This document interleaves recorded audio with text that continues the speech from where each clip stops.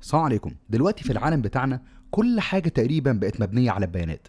الشركات، المواقع، الابليكيشنز، وحتى السوشيال ميديا اللي انت بتستخدمها دلوقتي، كل ده وراه حاجة اسمها داتابيزز او قواعد البيانات. في الكورس ده ان شاء الله هنتعلم مع بعض يعني ايه SQL او Structured Query Language، او زي ما بيقولوا كده SQL، اللي هي اللغة الأساسية اللي بنستخدمها علشان نكلم قواعد البيانات.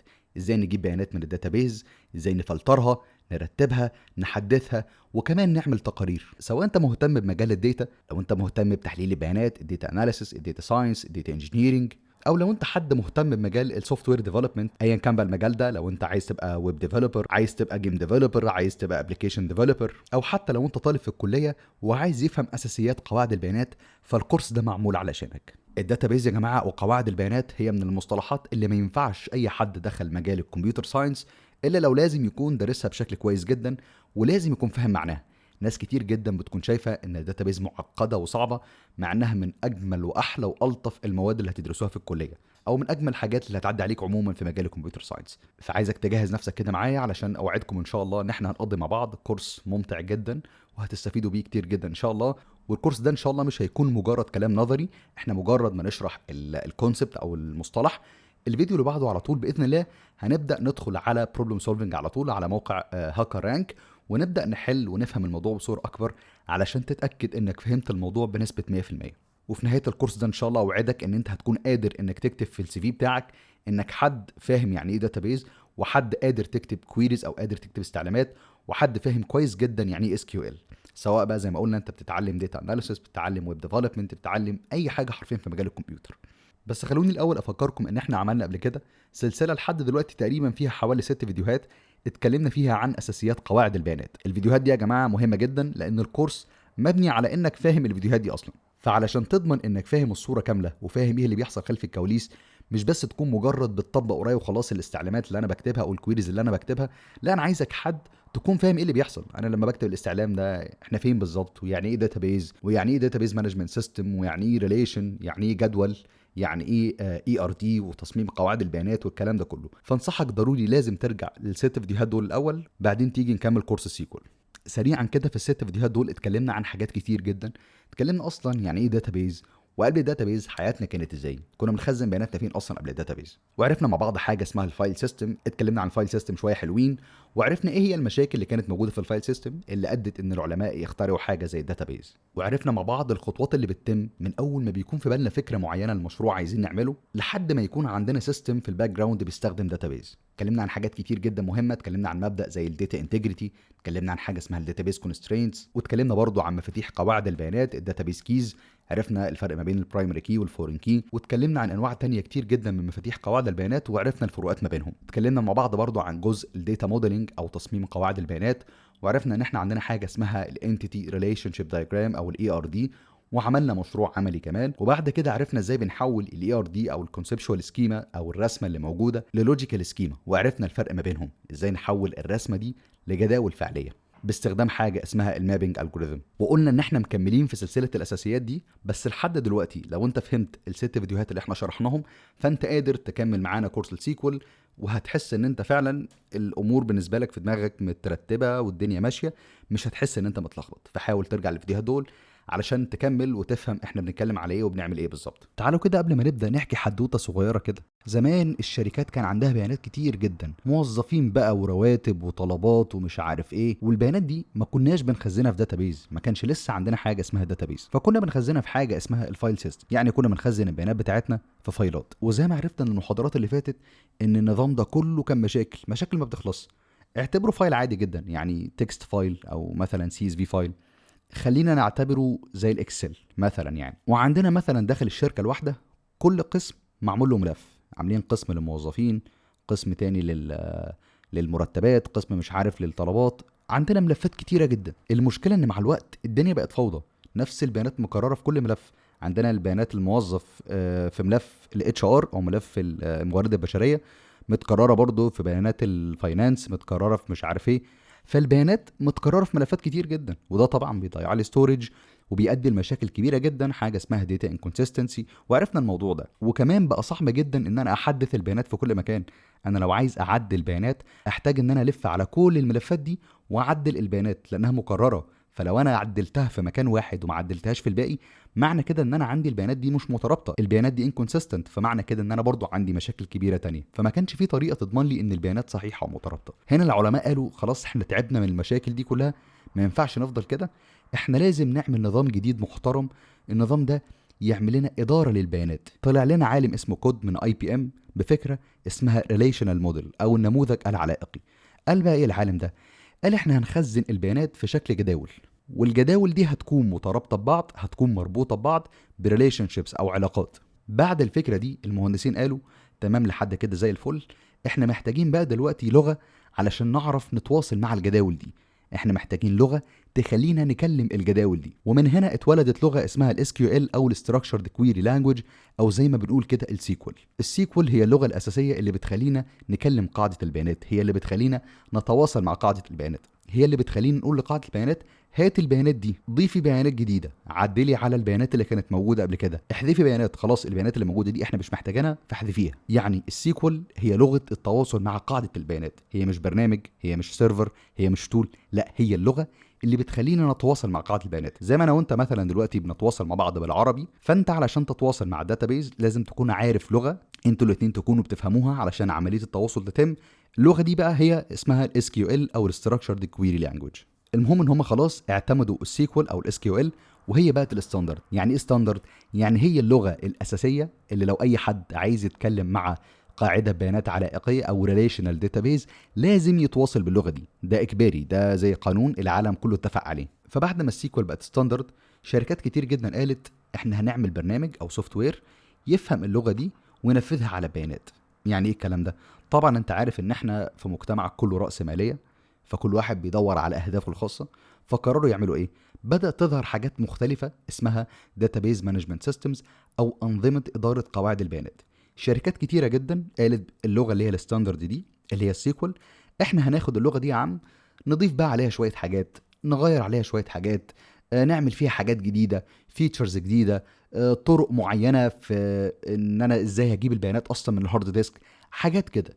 يعني عندك مثلا شركه اوراكل عملت حاجه اسمها اوراكل داتابيز. يعني عندك مثلا شركه اوراكل اخذت السيكوال دي اللي هي اللغه الستاندرد او اللغه الاساسيه وعملت حاجه اسمها اوراكل داتابيز.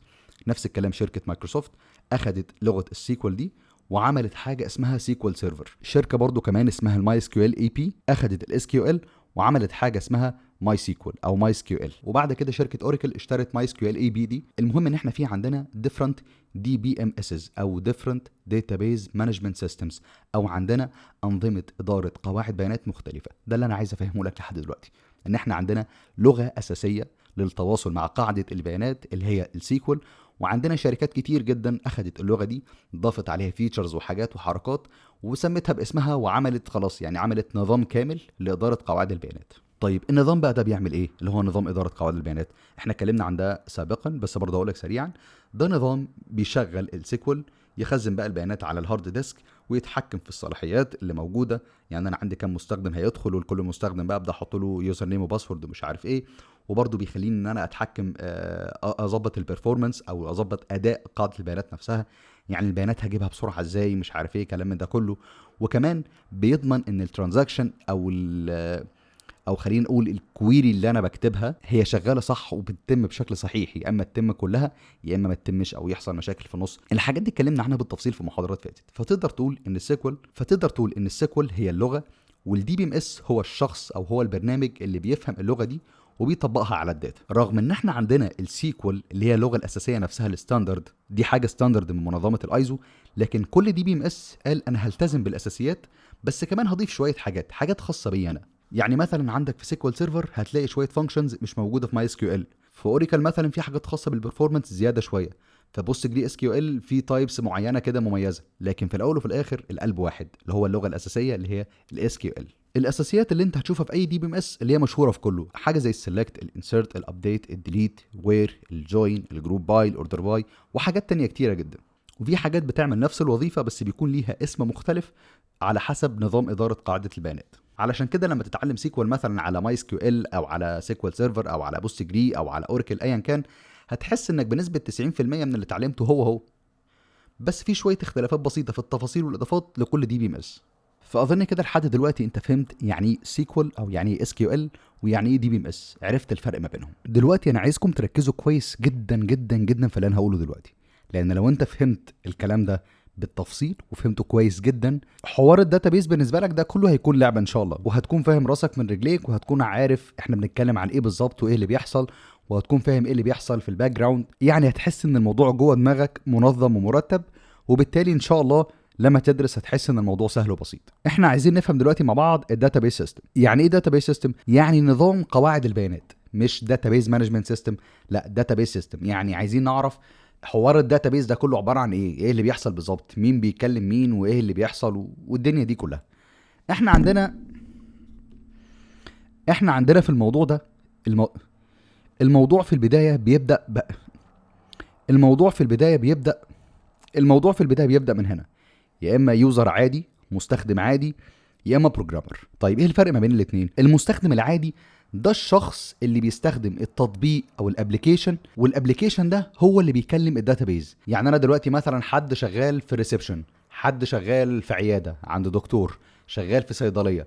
انا دلوقتي واحد مش بروجرامر ولا اعرف حاجه عن البرمجه ولا عن الداتابيز ولا عن الكلام ده كله. كل اللي قدامي يا اما جهاز كاشير مثلا بقرا من قاعده البيانات، يا اما انا دلوقتي بضيف منتج جديد. قدامي سيستم، قدامي برنامج عادي موجود على الكمبيوتر، وموجود كده في البرنامج ده مثلا اضافه دواء جديد. لو انا شغال في صيدليه اكتب مثلا اسم الدواء، وعندي مثلا 200 300 عبوه، يبقى انا كده عملت انسيرت او عملت ادخال للبيانات في السيستم. انا دلوقتي مش بروجرامر، انا دلوقتي حد ماليش علاقه بالبرمجه، انا مستخدم عادي، بنسميها كده الاند يوزر، انا المستخدم النهائي للسيستم، حد ملوش علاقه باي حاجه. ده الشخص اللي بيستخدم السيستم او التطبيق اللي بيستخدم داتابيز. خلصنا من النقطه دي.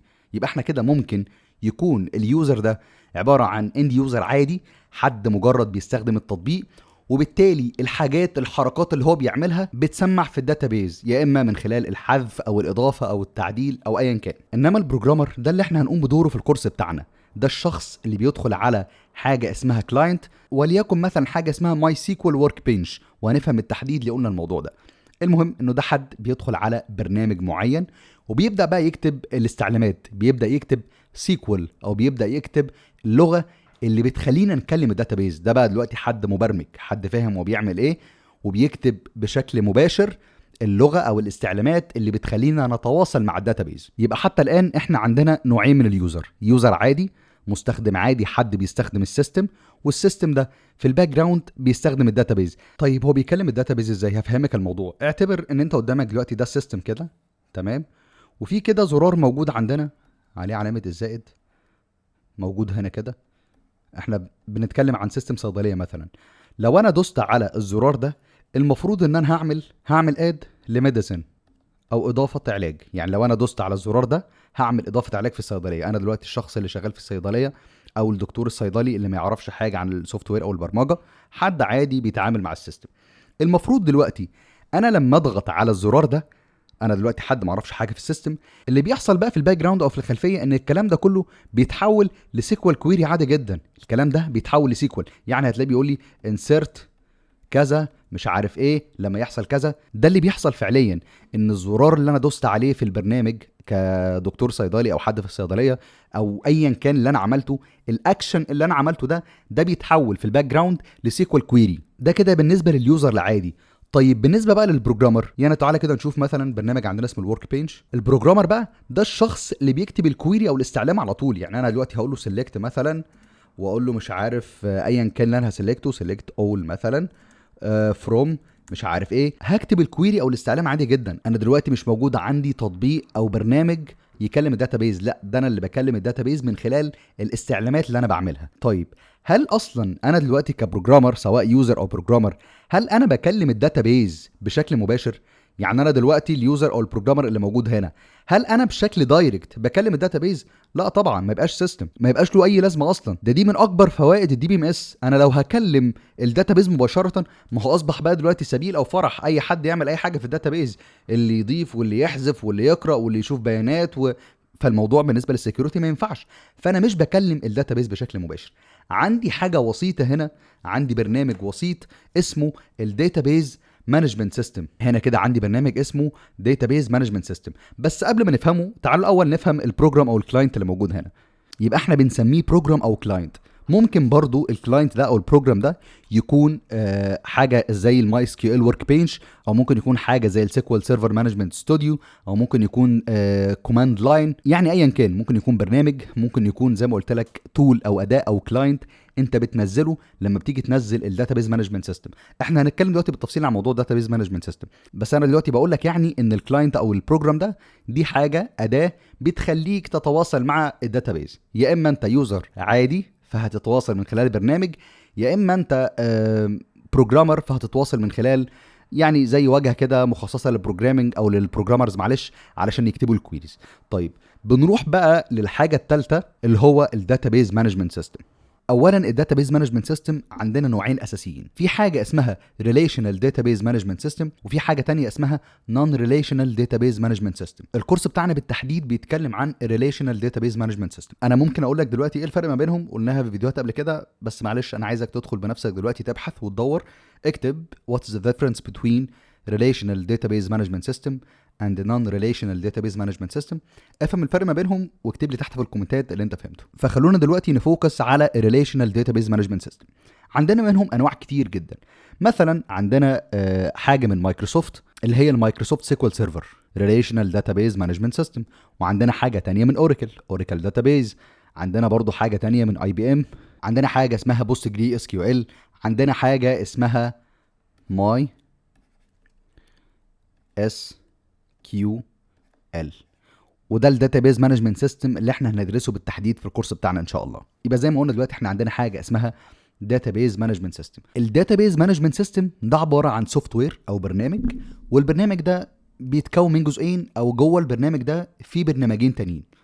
اول برنامج معانا وهو سوفت وير تو بروسيس كويريز، ده الجزء اللي بيستقبل الكويري او الاستعلام اللي جاي من الكلاينت، بيعملوا حاجه اسمها بارسنج. يعني ايه بارسنج؟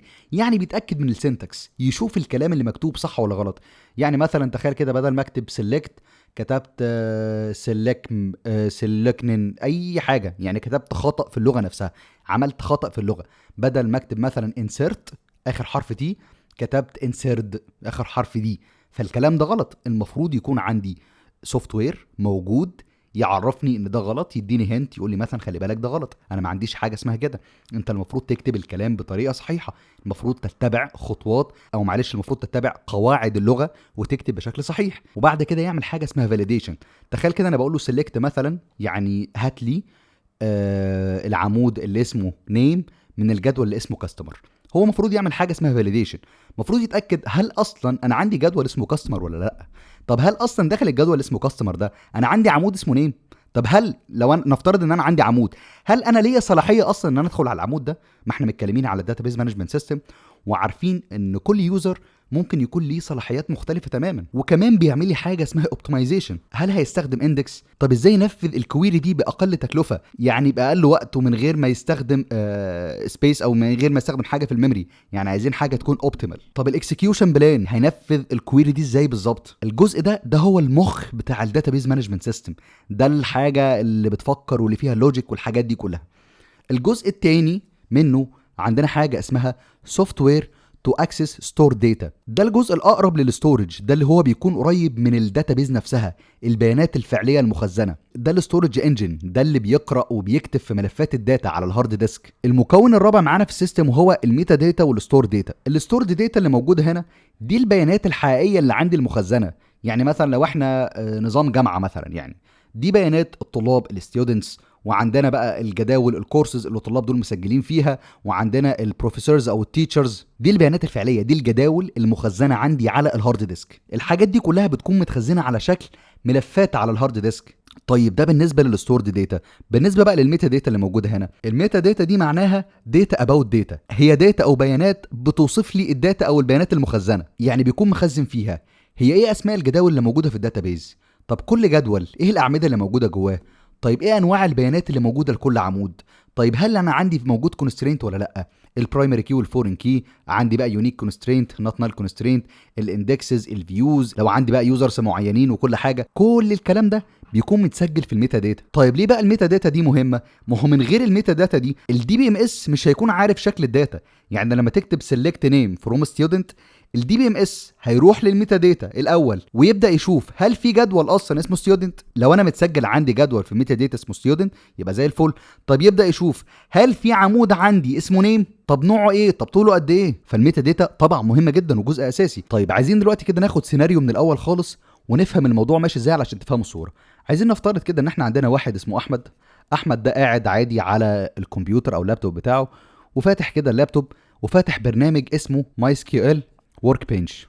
البرنامج اللي فاتحه ده اللي هو عباره عن الكلاينت. جوه الورك بنش بقى ده احمد كتب الكويري ده او الاستعلام ده: select النيم والجريد from students where الجريد اكبر من ال90. يعني ببساطه بيقول للورك بنش او بيقول للكلاينت يا عم هات لي النيم، هات لي الاسم، وهات لي الدرجه من الجدول اللي اسمه students، بس بشرط خلي بالك انا عايز الدرجات بس اللي تكون الجريد بتاعتها اكبر من 90. اي حاجه تانية غير كده ما تجيبهاليش. دي حاجه اسمها فلترنج هنتكلم عليها بعدين. الورك بنش بقى اللي هو الكلاينت هيبعت الكويري دي او الاستعلام ده للداتابيز مانجمنت سيستم اللي هو في حالتنا هنا الماي اس كيو ال. لما الاستعلام يوصل للماي اس كيو ال سيرفر ايه بقى اللي هيحصل؟ هيدخل الاول على الجزء اللي هنا ده اللي هو سوفت وير تو بروسيس كويري، يبدا يحلل الكويري او الاستعلام اللي جاي. زي ما قلنا هيعمل حاجه اسمها بارسنج وفاليديشن.